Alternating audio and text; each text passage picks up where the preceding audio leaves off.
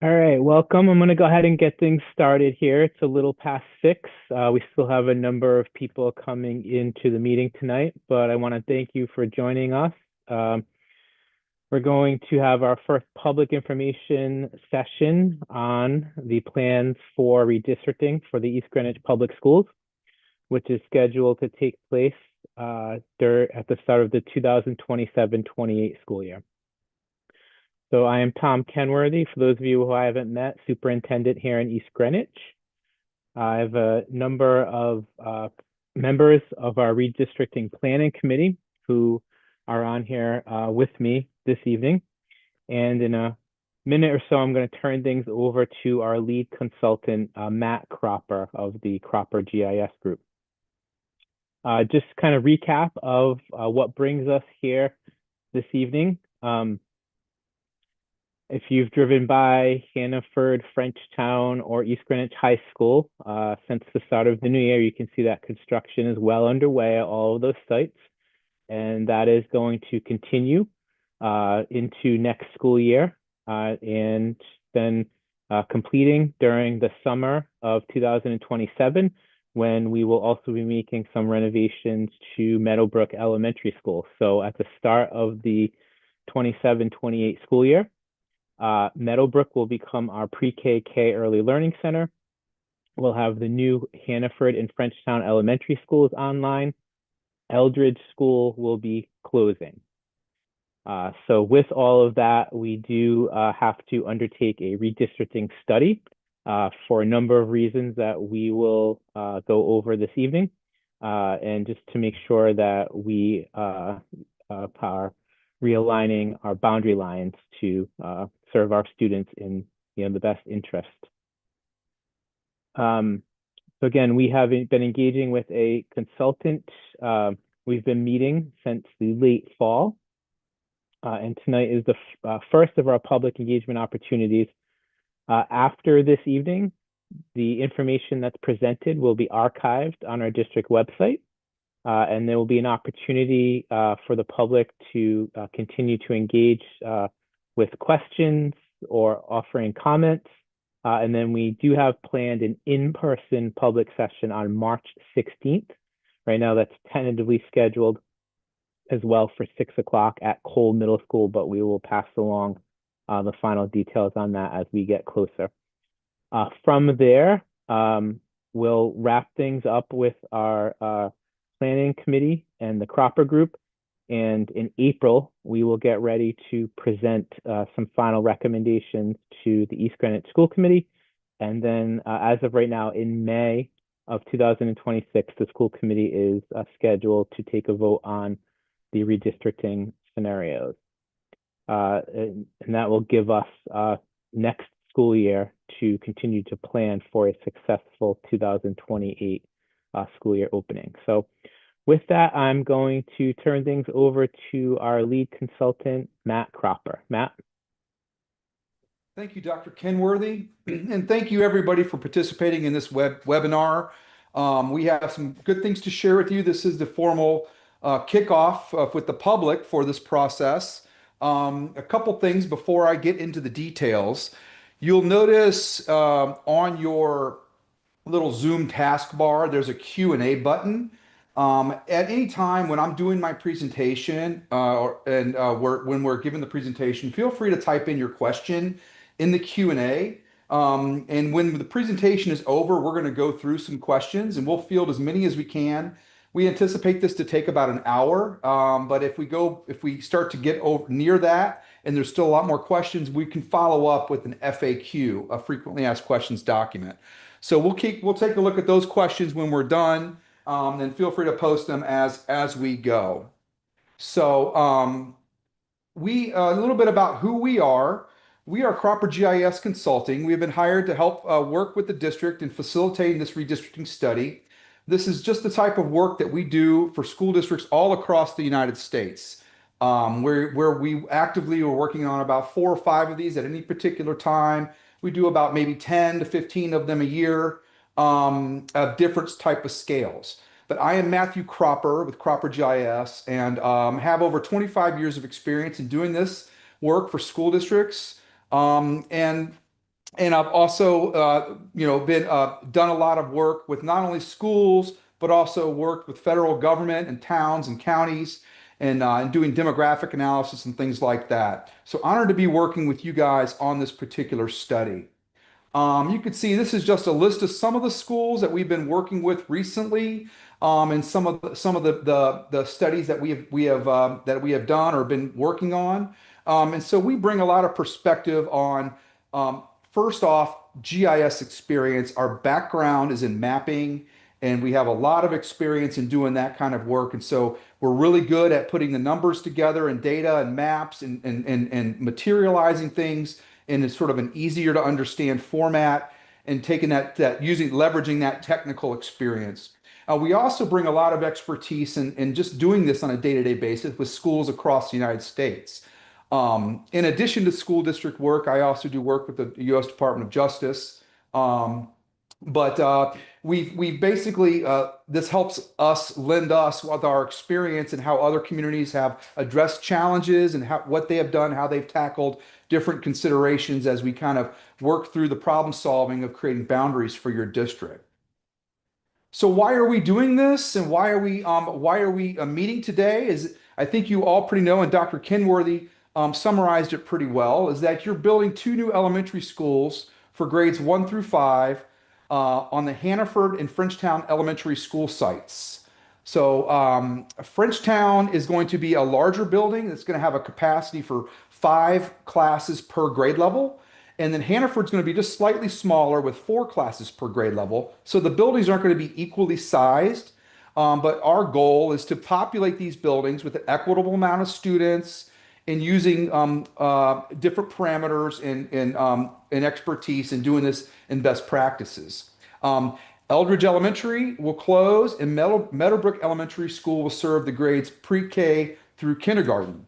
So, and as Dr. Kenworthy said, this is all supposed to happen in fall of 2027. So not this upcoming fall, but the next fall is when these boundary changes are anticipated to take effect. So we were hired to leverage our expertise, help facilitate this work, and prepare materials for our planning group that we've been working with over the past couple months, but also materials for the public, and then use our expertise to kind of to make this a transparent process so that you know what's going on, give you insights into what we're doing, and be able to see some of the work that we're doing and better understand some of the background and information that we are studying. Ultimately, we will be working with the planning team to make recommendations to the school committee on boundary changes for fall of 2027. So as we go through our work and look at boundary changes and try to decide, do we move a line one way or another? Do we move this neighborhood to this school or that school? It's always best to follow a set of criteria. And these are criteria that we use in districts all across the United States. But the best plan, when it's all said and done, will be one that touches on these criteria as a whole as best as possible. We have to be careful not to focus only on one element of these criteria, because if you focus only on one part of any of these criteria listed, you start to deviate further from the others. And I think that in our experience, you'll see that no plan is going to be perfect, and there's always going to be some kind of, maybe some heartburn or some sort of element of the plan that doesn't adhere to these criteria as perfect as possible. But the best plan, like I said, will be one that adheres to the criteria as a whole as best as possible. And these are to balance utilization, so make sure there's equitable space in each building and there's room for growth, and just give them an equitable amount of space that's available in the district. Be mindful of the demographics of each school, and as we make changes, try to make the demographics be somewhat close to the demographics of the district, students in the district as a whole.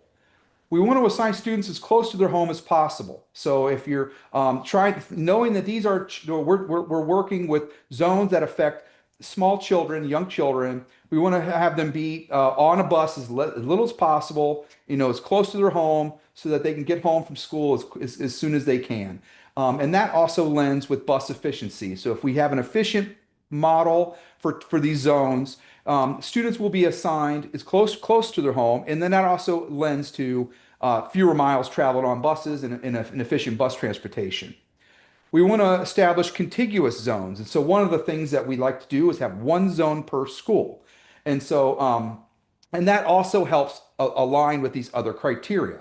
And not have what we call satellite zones. And so that's where you have one zone that's separate from the other, from the main school zone. And you actually have one of those right now in your district. And so best practice is to have one zone per school if at all possible. We want to be also not only mindful of the students that are here now, but be mindful of the students that we anticipate coming in the next 10 years or so.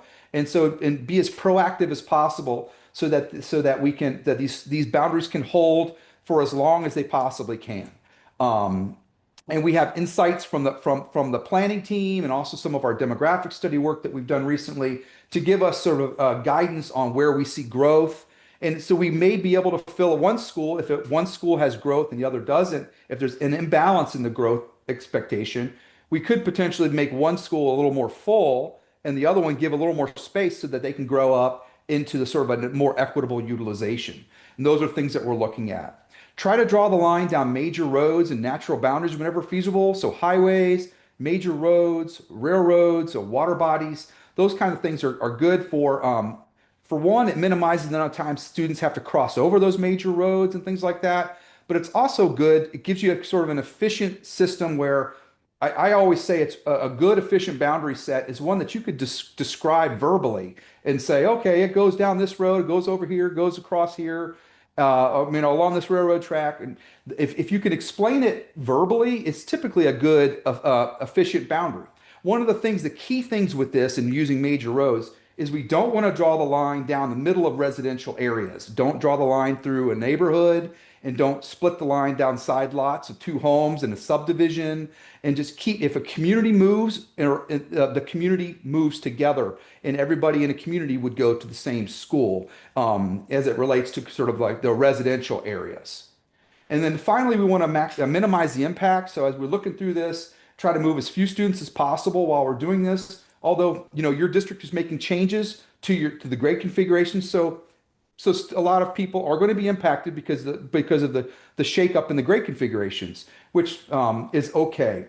But I think it's important to understand that any student in this district could be impacted as a result of this redistricting, although we will try to do our best to minimize the impact. So talking about some of our stakeholders and people who are involved in this process, us as the consultants, like I said, managing the project, I've covered that pretty well. We are working with an internal planning team. So this is made up of school district administrators, central office leadership, department staff, people in charge of programs and transportation. We also have town officials and people from the municipality on the planning team to give us insights. And this internal planning team, is the group that's has been preparing for tonight. We've been reviewing materials that we're sharing with you this evening. And we're also going to be working through draft options. So once this process is done tonight, we don't have any particular maps to show you in terms of draft options. That's all coming at the next public information session. And this group's sole focus from here to the next public information meeting will be to develop a set of maps or options to share with you that they feel best meets the needs of all children and adheres to the criteria. And this group, hopefully we have consensus with this group and a unified recommendation to present to the school committee. Members of the public are certainly a critical part of this. We have a website that we're going to share with you tonight. There's a general feedback form on that website, so that we're going to kick that off tonight and give you the opportunity at any time you could provide input on that feedback form. And then there's going to be upcoming public information sessions, like we were mentioning, where we'll be on site in person. And it'll be like sort of a gallery walk format where you can come look at options and talk with the planning team members. And there'll be a survey that goes along with that. School committee are basically serve as a sort of a higher level. They charge us with our roles and give us our objectives and set the charge for the effort.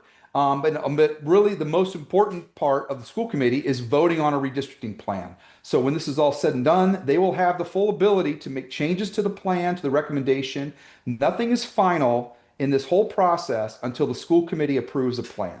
So even later, when we start to show maps in a month or two, I would encourage you not to be too concerned in that everything is draft and we're constantly working through, and nothing's final until the board approves that plan.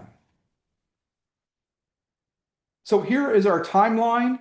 Like Dr. Kenworthy said, we've been meeting with the planning team for the past couple of months since back in November, and prior to that, we had been preparing for working with your district and getting all of the things together. We've also done a demographic study, which is a 10-year population and enrollment study for your district, and so that's going to be another piece of information that will help guide us and give us insights on growth potential and developing all those back end materials in preparation for tonight. We are here at our public information session, and then on March 16th is that second public info session where that's when you can expect to see maps and options that show where your neighborhood, where your household or your child could potentially go in fall of 2027. April 28th of this year is when we anticipate presentation of these recommendations to the committee. And then May 19th is when we anticipate the school committee to vote on a redistricting plan. And that sets everything up for the district to work on implementation and prior to, and all of this redistricting decision making will be done prior to the summer break. So going through our process, we have four key phases. We've collected data and information. We put the data together and sort of organize it into our mapping and also tables and reports and things like that. We put all of that into a reporting format that we can share with you, and so everybody can see what's going on and the resource documents and things like that. And then the fourth phase is working with all the materials that we've been preparing and having an engagement with the planning team and the public and different stakeholders as we kind of start to evaluate options. So the first phase in collecting data, we've collected data and information from the school district.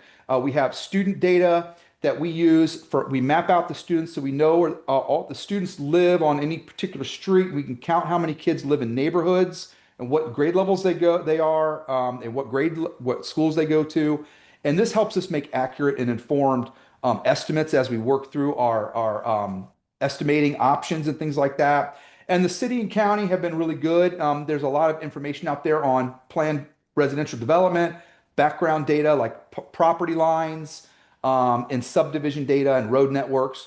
And I always say that data collection is kind of an open book. It's not a closed door, and that if we hear of any other resources or data as we continue to work through the study, we can always accept new information. And if anything helps us give us more guidance toward adhering to those criteria and our objectives, we always welcome that. So we put our data together into our mapping and through geographic information systems. One of the things that you'll see on the map are what we call planning blocks. And so these are little black and white dashed outlines. And these are basically, each planning block has a planning block ID number. And then within that plan, and below that ID number is a number that says how many students live in that planning block that within East Greenwich Public Schools.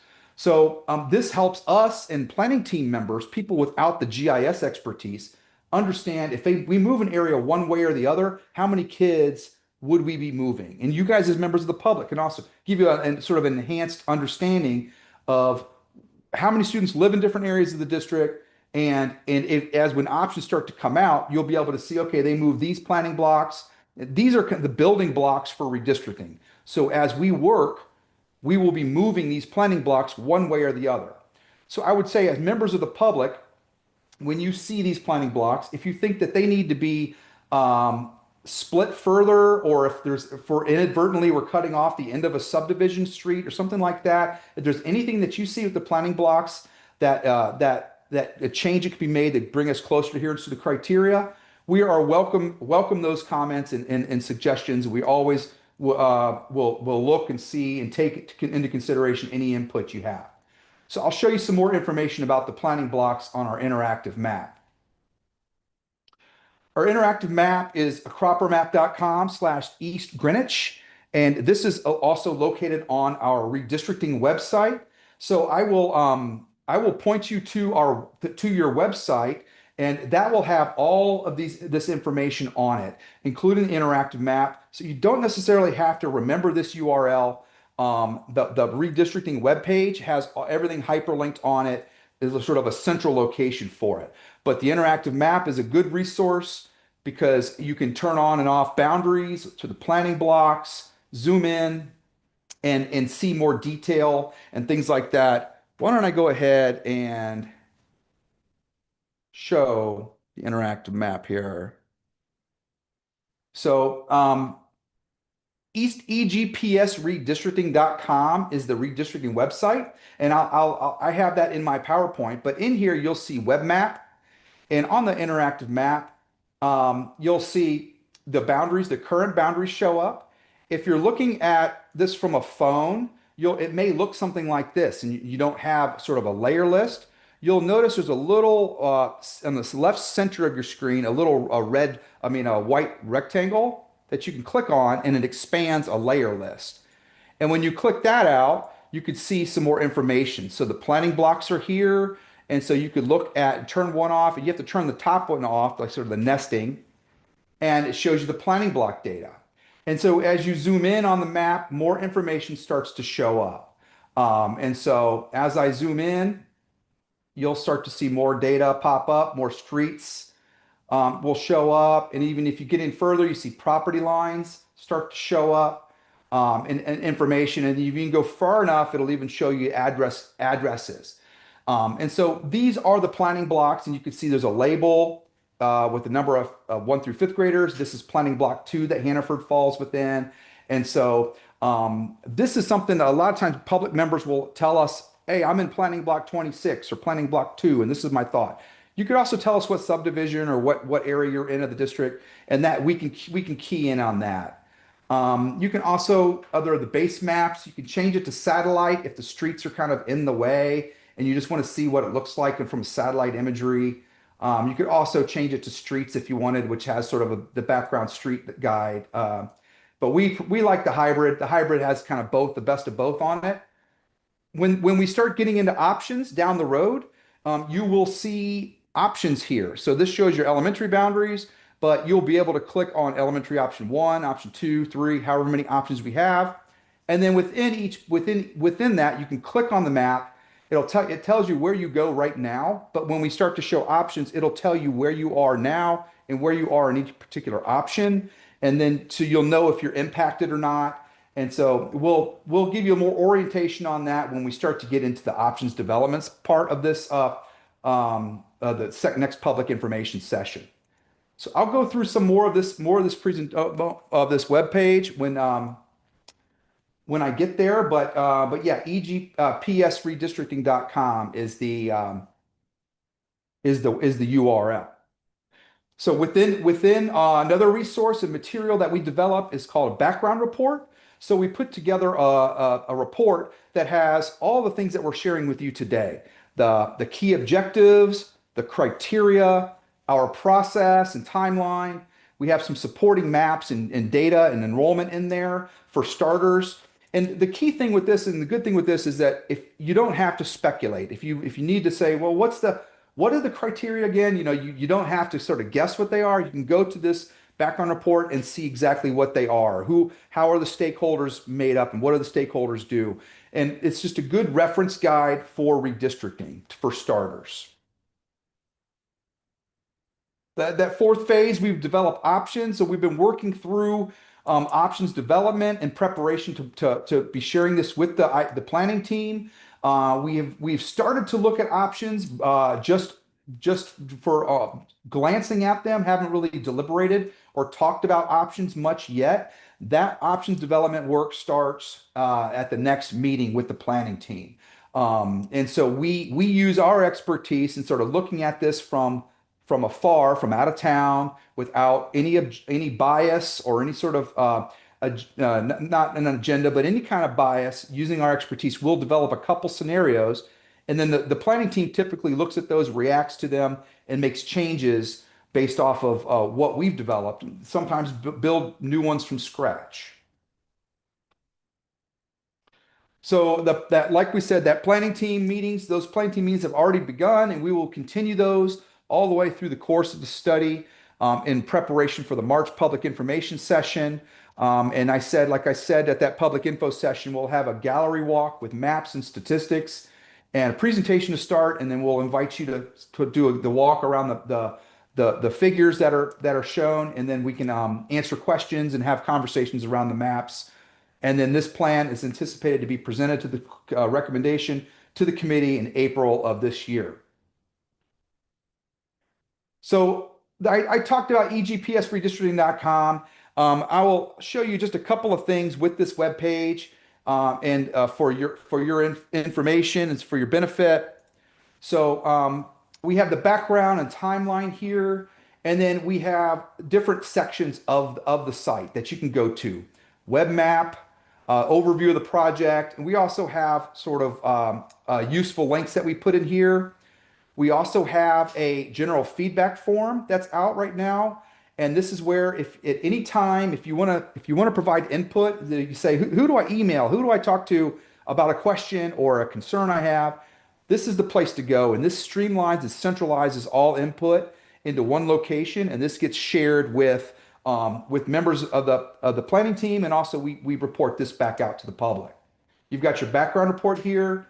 We also have a redistricting support sheet. So this just basically gives you some background information on the criteria we are using to demonstrate that it is criteria that's used widely by other school districts across the country, even districts that we don't work with. These criteria are common criteria that are used in redistricting projects. When I'm done with this presentation, or when we're done this evening, we'll have another section for public information session 1 here. We'll put a copy of our PowerPoint on here. I'm also recording this session, and so we will put the recording, the YouTube clip of this presentation on here as well for you guys. For anybody who couldn't make it, they can go back and watch this presentation.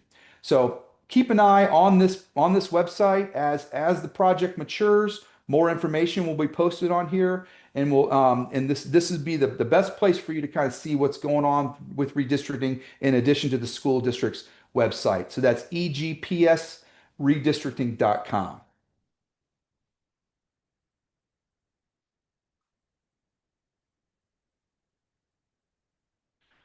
So so in terms of communications logistics, I pretty much covered this. I just say the general feedback form is the best place to provide feedback as opposed to emailing individuals so that we can all benefit from your input. We have that second public information session on March 16th in person. Superintendent Kenworthy mentioned Cole Middle School, but we will finalize that location well before our public info session. And that's when we will be sharing options and maps that shows how the boundaries could be shaped on March 16th. So mark your calendars for that. We'll have a survey that accompanies that. It's going to run for a couple of weeks to get additional feedback. And you can always provide feedback on the feedback form in the meantime. And then May 19th is when we anticipate the school committee to vote on a redistricting plan. So next steps for us, working with the internal planning team, like I said, public information session 2 on March 16th, and then the presentation on April 28th of recommendations to the school committee. So that is all I have for my presentation. I think we can go ahead and look through and see if there are any questions. If you have any questions, you can post them in the Q&A part of the webinar, and we're going to go through some of these questions, and then we'll answer as many as we can here.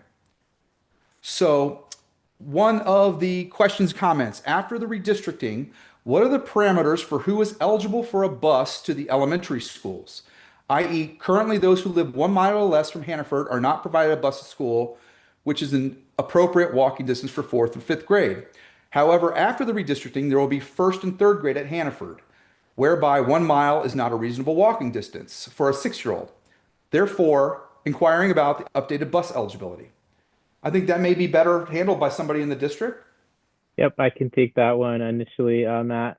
So yeah, I think that's a perfect example of something. Once the final redistricting plan is voted on by the school committee, absolutely next year, we would have to take a look at our current bus policy and all the parameters around it and how it will affect the various grades. So, we'll have that well determined for the start of the 27-28 school year, but I think that would be something that we would look at next year. Another question is, and they said disregard the question, but I think it's actually a pretty good question. And so it says, to understand demographics of an area or household using 2020 census data or some other data source to understand the age of the household. So I think, as I mentioned, we are using the student data to really get a good, accurate depiction and estimate based off of student enrollment where we know kids live now. But our demographic study work also it develops a population forecast before we even get to an enrollment forecast. And so in developing that demographic study, we do a full review and study of the total population in East Greenwich from 0 to 4 year olds, 5 to 9 year olds, all the way up to 85 plus. And that is using census data from 2020. We also look at 2010, study your historical data, and then we look at housing development to determine migration and things like that. So the demographic study is kind of a backbone for the long term, the 10-year outlook. And then we use the student data for current estimates based off of where we know the kids are now. In past redistricting processes, what types of data did you find most lacking and or best provided by members of the community? Okay, that's a great question. So, like as I mentioned, data collection is always an open book, and sometimes there's things that people lend us to, such as we have the town on our team, so the town kind of tells us about development information, where developments are happening, and things like that. But say, for instance, you saw something like you're aware of a traffic study that you saw with a different committee or working with something. You saw something like that. You could cue us in on something something like that's an example of where we may be able to leverage other research that's been done for other purposes that we may be able to benefit from. Or maybe there's something that you know about where there's a future construction of a road, or you anticipate road closure, or something like that. Anything. What I always say is, you as members of the public, you guys are boots on the ground. So you know what's going on in your neighborhood, in your community, as you drive to school or drive to work and shop and things like that. So any insights you give us as it relates to what you're seeing on the ground and things that you think, oh, that could really maybe help for the redistricting, just send it our way, and we would be happy to look at it and see if it may help us. Um, will this process align with what the town planning board is working on for the town's next 10 years? Yeah, Andy, did you want to take that one? Sure, Tom, thanks. Yeah, I think, as I look through, I saw the question that was posted. As I look through the information that's included within our present comp plan, it's really information that's provided by the district itself. So as the district moves through the school construction initiative, conducts its grade realignment, reestablishes a baseline of enrollment and demographics, as well as a lot of other information, you're going to see that information be reflected in the comp plan. I think as aligned with any and all other housing impacts that we see that have already occurred in recent years or that may occur in the future. And a few things that Matt just mentioned. It could be any number of other studies that we're engaged in that potentially could affect our district in terms of transportation. It could be walkability. It could be road and sidewalk improvements and things like that. So for me, it's not necessarily an alignment, but it's a reporting out of all of those initiatives and how they're going to sync in the next 10-year comp plan update in a complementary way to the information that this committee and the school construction group is working on. Thank you, Mr. Noda. That's helpful. It's certainly a benefit having the town manager on our team to give us the different insights and things like that. So definitely a valuable resource for us. Another question, will kids only be moved once during their first through fifth grades? Um, Given that this is all happening in the same year, we anticipate, I don't want to speculate because, without having things finalized, it's hard to, you don't want to say guarantee things, but we only see students move more than once if we're phasing in implementation and say, for instance, they're building one school this year and they're building another school in the next year, and we have to sort of phase in an implementation. In this case, both buildings will be online as of that fall of 2027. And so I can have Dr. Kenworthy can validate this, but I anticipate that at that time, that's when everybody will move to their new building. Dr. Yeah, Kenworthy? yep, I think absolutely. So barring any unforeseen abnormality that we can't predict at this point, our goal would be to go through this process and yes, students would only move if they if they have to move zones, it would only be that one time. And then certainly once everything is in place and both schools are up and running, there would be no plan to move students, within their first through fifth grade time span after that. So, if there are any other questions, feel free to type them in. We'll give you just another minute or two to make sure that you feel like you were able to ask your questions. So we have another one. Okay, so how involved are the school department, school committee, and volunteer-based redistricting committee going to be with the town, public works, planning departments, and the town manager to ensure walks to school are safe? Sidewalks, crosswalks, crossing guards, not just appropriate distances. Several children in planning block 10 will likely be redistricted to Hannaford with the impending closure of Eldridge. And they ride bikes, walk scooters, and other things. That absolutely need to be considered in crossing First Avenue. The First Avenue Middle Kenyon intersection is one of the most dangerous in town, and we currently expect middle schoolers to navigate on their own. Put elementary school children in the same predicament is something that should be avoided. We need sidewalks, bike lines, and high visibility crossings across the board, including uniformed officers, to get our students home and back safely. So we definitely, student safety is the paramount of all importance, and as we look at this, and so that is something that we will certainly be evaluating as we look at zones, and in particular, students who can walk to school. I'm sure the district will do everything to ensure the students are as safe as possible. Anything else, Dr. Kenworthy, with that? Yeah, no, I would say, definitely you hit on all the important points there, and that is absolutely an intersection that we would want to look at and make sure is safe as we can. I would say that this would also fall into the category of next year once the redistricting plan is in place. The reason that we're getting out in front of it this early is so that we can take the entire year next year to plan for whether it be these safe walking zones, changes to the bus policy or anything else that needs to take place. Andy, I don't know if there's anything else you want to add there. No, just a quick comment, Tommy. It's in terms of the grade realignment and the consolidation, it is going to be challenging, right? I think you've got Frenchtown, which is really not a walkable school for younger kids. So that is going to be a long-term plan that I think the town and the district need to work on to try to open up access. I think, one of the greatest challenges we'll have initially is based on location of children in terms of walking at elementary age, walking to Hannaford.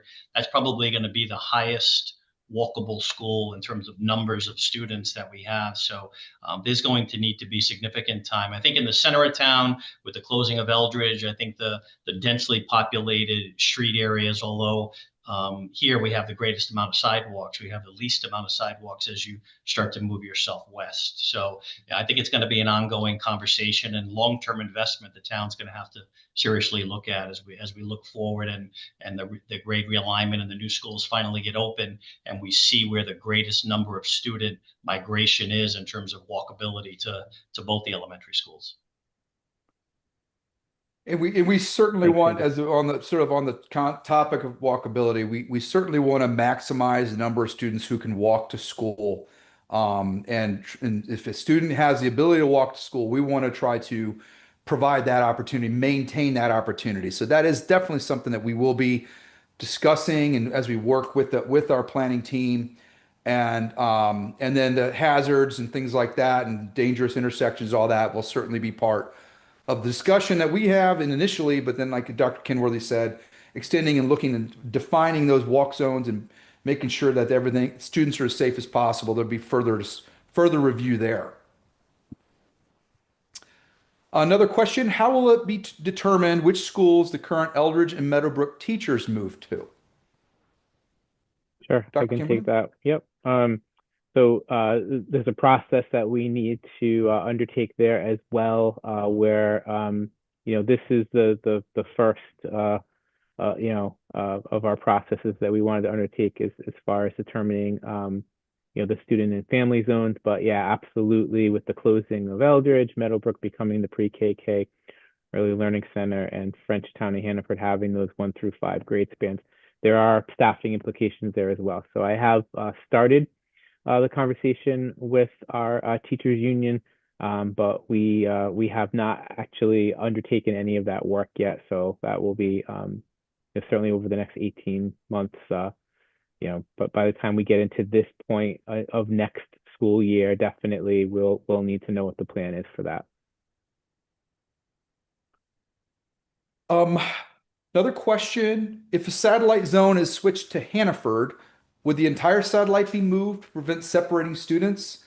Um, At this point, it's tough to speculate on that. I think that as we work with our planning team, we will be evaluating those components of the study, try to avoid separating students and minimize the impact.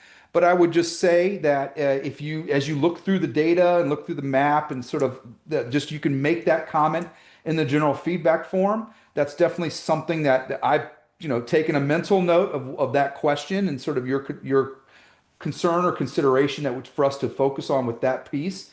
But that's a perfect thing to kind of put into the general feedback form for us to look at and review, and just thoughts that you're having as you're waiting for us to send you some draft options. But good thoughts and good considerations and things that we certainly will be reviewing and analyzing as we do our work. Okay. So can you explain briefly how the planning blocks are determined? So those planning blocks are based off of the current, first off, we use the current elementary attendance areas. That's the first kind of cut that we make. Then as experts in our work in doing this and looking at maps on a daily basis, we have a really good sense of evaluating communities from an aerial, from a road network, looking from afar on our map. And we draw those planning blocks to try to keep communities together. So sometimes, like if you have a subdivision or a neighborhood, there's one road in and one road out of a subdivision. We'll typically put that in its own planning block. And then we look for breaks. We try to make them as granular as possible so that we have variability and flexibility in looking at options. But but we do keep them in sort of clusters based on where there is a group of students. We also think about road networks and how, say, that if you have one offshoot street that's connected to a much larger community, sometimes we'll keep them in the same planning block, thinking about how a bus is going to go in and pick up students in an area, something like that.